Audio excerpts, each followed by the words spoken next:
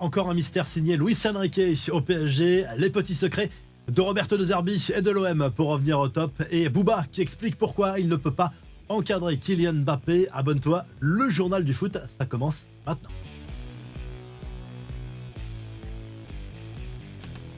À quoi joue Luis Enrique avec Gonzalo Ramos? Du côté des supporters, on pensait que le retour de blessure après une longue absence de l'international portugais allait permettre au club parisien de régler certains problèmes offensifs aperçus, surtout en Ligue des Champions, sauf que le coach espagnol ne l'utilise que ponctuellement pour le moment. Et pourtant, il est très efficace, comme dimanche à Lens en Coupe de France. L'équipe s'interroge du coup ce mardi sur cette gestion étonnante de Luis Enrique. On ouvre le dossier Mercato à Paris, on reparle de l'avenir de Randal Kolo Muani. On le sait, Monaco adorerait récupérer l'attaquant de l'équipe de France cet hiver, mais a priori, ça ne va pas se faire pour deux raisons selon RMC. D'abord, il y a la concurrence des clubs allemands et anglais, et le PSG ne veut pas renforcer une équipe qui vise le podium et plus si affinité. Les médias espagnols, eux, se posent des questions sur la gestion de Marco Asensio. Luis Enrique l'a volontairement laissé de côté à Lens. Le coach espagnol estime visiblement que l'ancien madrilène manque d'implication depuis quelques semaines. Mais d'après Marca et AS, pas de départ en vue pour l'Espagnol cet hiver. Les joueurs du PSG, eux, profitent de quelques jours de vacances cette semaine, avec en tête, bien sûr, le trophée des champions à disputer contre Monaco. Ce sera le 5 janvier au Qatar, départ pour le Moyen-Orient programmé le 2 janvier. De son côté, l'équipe se penche sur les raisons de la bonne période de l'OM. Après avoir menacé de démissionner début décembre, la situation s'est nettement améliorée pour Roberto De Zerbi, qui semble-t-il a trouvé son 11 type, et cela se ressent en termes de résultats.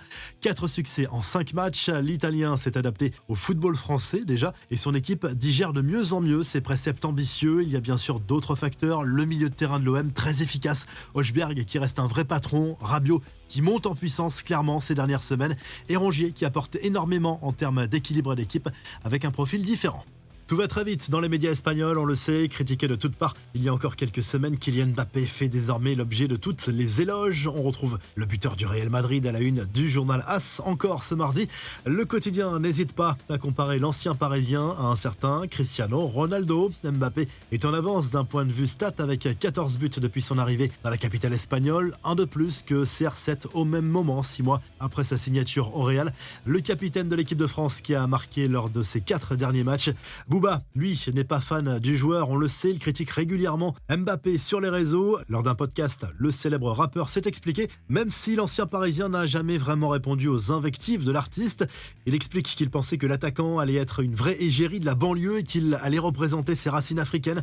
J'avais trop d'attentes, au final rien, il n'est même pas allé en Algérie. C'est pour ça que je ne l'aime pas tout simplement, il ne représente rien du tout, il est inintéressant, je n'aime pas sa personnalité. À lâcher Booba, très clair pour le coup. Les autres infos à retenir dans ce journal du foot, des nouvelles du mercato du LOSC, pas de grande manœuvre cet hiver selon le président Olivier Létang qui tente encore de faire prolonger Jonathan David, mais a priori c'est peine perdue. Même problème avec Angel Gomes, Lucas Chevalier lui est très courtisé mais hors de question de le laisser partir cet hiver. Direction l'Italie pour finir avec le Corriere dello Sport qui place Marcus Thuram en une ce mardi au lendemain de la victoire 2-0 de l'Inter Milan contre Comme en Serie A. L'attaquant français a marqué le deuxième but dans le temps additionnel et avec 18 réalisations, l'ancien joueur de Mönchengladbach est tout simplement le joueur ayant marqué le plus de buts dans le championnat italien sur l'année 2024. Les Nerazzurri sont 3e désormais à 3 points du leader, l'Atalanta, mais avec un match de moins au compteur. Abonne-toi, le journal du foot revient très vite. On se quitte en vidéo avec la joie des joueurs d'Espali au moment